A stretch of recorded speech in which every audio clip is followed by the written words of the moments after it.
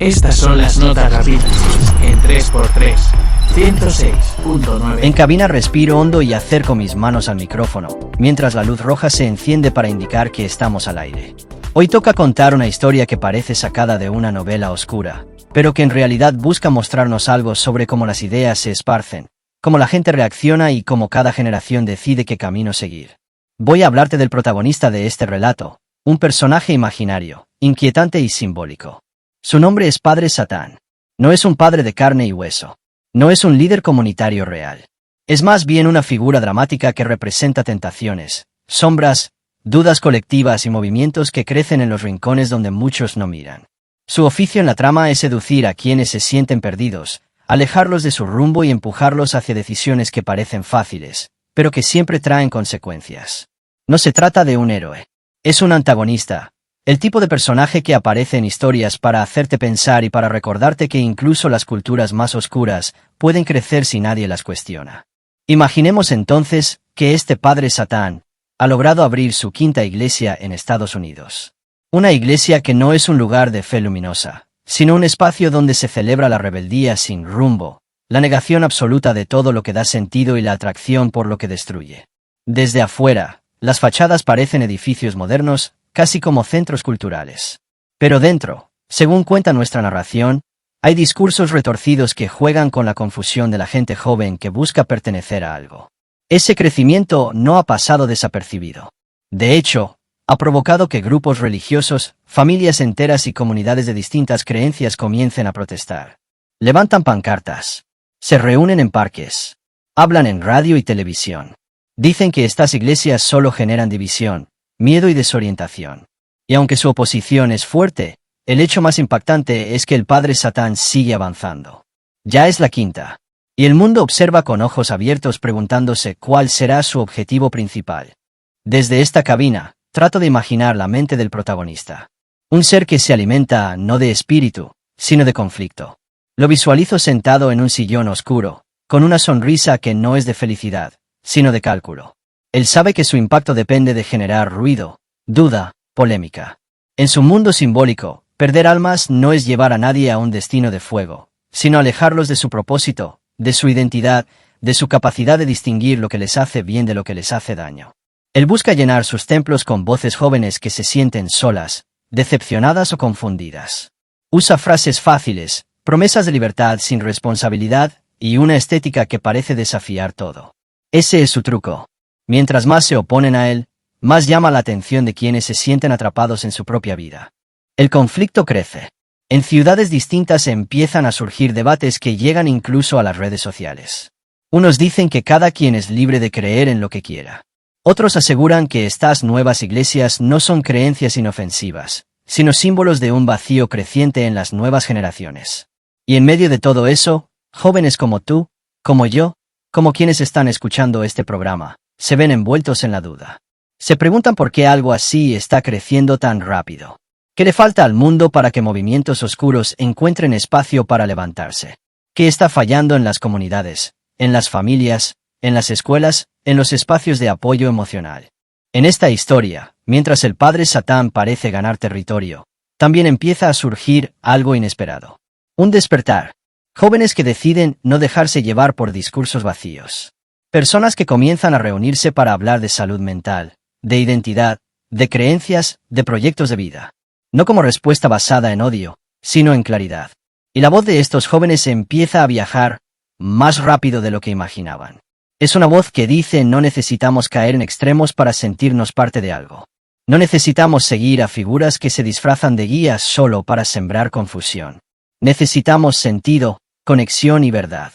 Así, mientras narro esta historia desde la cabina, me doy cuenta de que el crecimiento del Padre Satán puede interpretarse como un reflejo de lo que pasa cuando la gente pierde rumbo. No es una iglesia física lo que crece.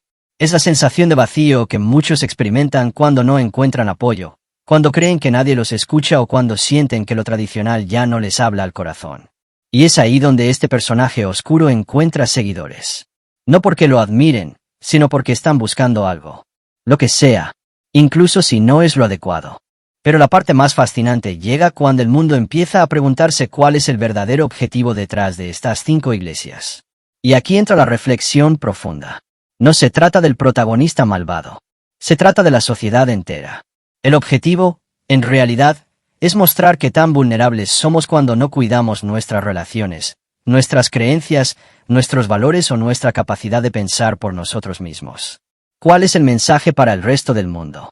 Que basta con que una generación se sienta perdida para que discursos oscuros encuentren terreno fértil. Que basta con que falte comunidad para que aparezcan figuras que prometen identidad a cambio de confusión. Que basta con que dejemos de escucharnos para que surjan voces que hablan fuerte, aunque no digan nada valioso. En el clímax de esta narración, imagino al padre Satán observando desde su quinta iglesia el movimiento que él mismo provocó. Pero lo sorprendente es que, sin quererlo, también despertó conciencia en miles. Jóvenes que no se dejaron llevar. Familias que decidieron reconstruirse.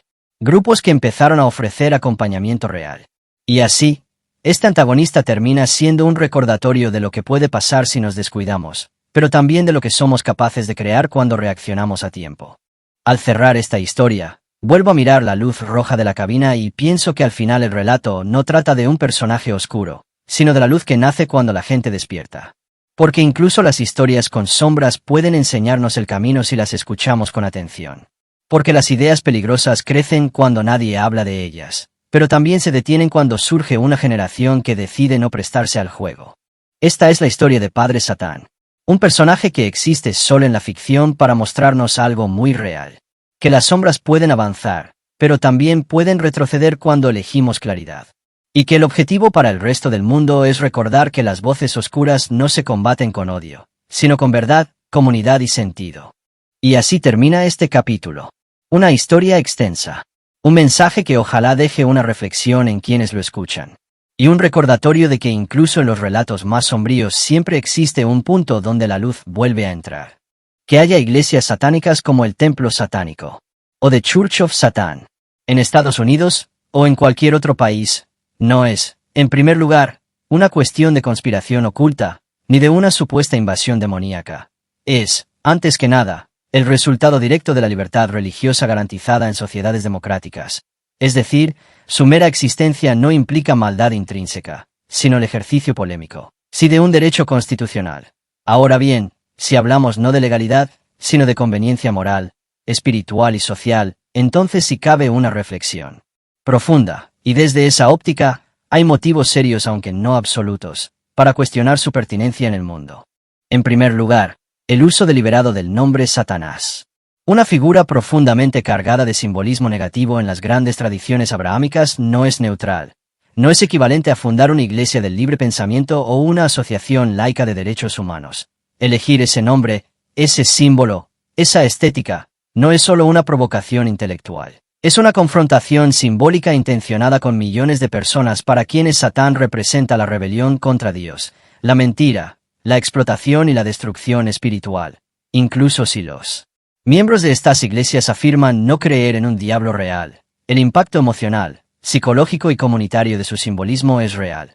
Y en un mundo ya fracturado por el odio, la polarización y la desconfianza, normalizar lo que tradicionalmente encarna el mal aunque sea metafóricamente, puede contribuir a una banalización peligrosa de valores como la empatía, el respeto y la reverencia por la vida.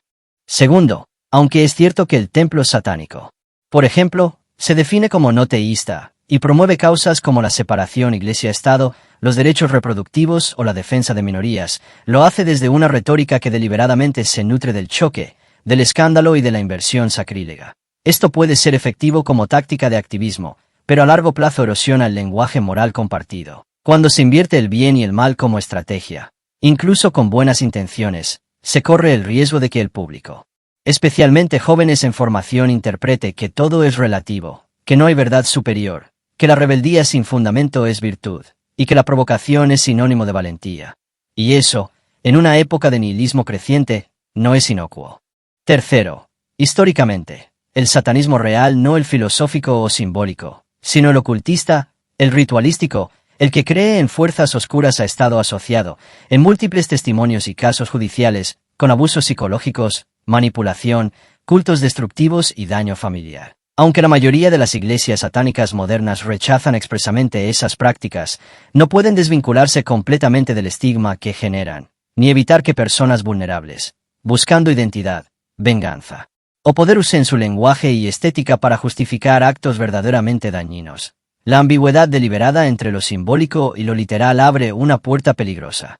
Cuarto, el mundo ya tiene suficientes fuerzas que dividen, que humillan, que explotan el miedo y la ira. No necesitamos instituciones que, aunque bien intencionadas en algunos casos, utilicen como bandera lo que para la inmensa mayoría de la humanidad representa la negación de la compasión, la traición a la comunidad y la exaltación del ego desmedido. Podrían perseguir sus ideales laicos: justicia, razón, autonomía, sin necesidad de vestirlos con la piel del oprobio histórico, porque al hacerlo, no solo ofenden gratuitamente a los creyentes, sino que también dificultan el diálogo interreligioso, alimentan teorías conspirativas y dan munición a extremistas de ambos bandos. Finalmente, y esto es crucial, una sociedad madura no necesita prohibir lo que le incomoda, pero sí debe preguntarse con seriedad si todo lo permitido es deseable. La libertad no es ilimitada cuando choca con el bien común, con la cohesión social o con la protección de los más frágiles. Si una iglesia, por muy simbólica que sea, contribuye, aunque sea de forma indirecta, a normalizar el cinismo, la desacralización extrema o el rechazo a toda trascendencia, entonces es legítimo cuestionar su lugar en un mundo que urgentemente necesita restaurar la confianza, la esperanza y un sentido compartido de dignidad humana. En resumen, no deberían existir iglesias satánicas no porque haya que reprimirlas, sino porque su existencia en su forma actual es innecesaria, contraproducente y profundamente irresponsable en un momento histórico donde la humanidad necesita construir puentes, no quemar símbolos sagrados como gesto de protesta. Podríamos imaginar movimientos igualmente críticos, igualmente librepensadores, pero que no se nutran de la iconografía del odio ni del desprecio ritualizado, porque al final no se trata de temer a Satán, sino de no brindarle, ni siquiera como metáfora, un altar en el corazón de la sociedad. Estas son las notas rápidas en 3x3, 106.9. 3x3, el podcast de la semana.